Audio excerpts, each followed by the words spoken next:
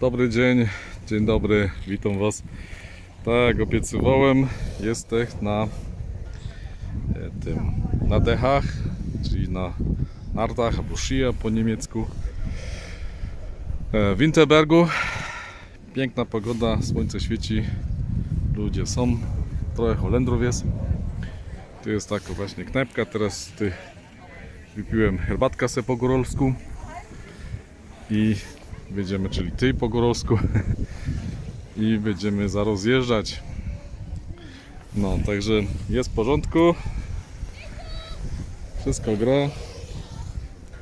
Bardzo fajna okolica, do 16:30 można zjeżdżać i tak no wam pokażę, tam jest skocznia jakaś, a tam jest ta skocznia z tyłu.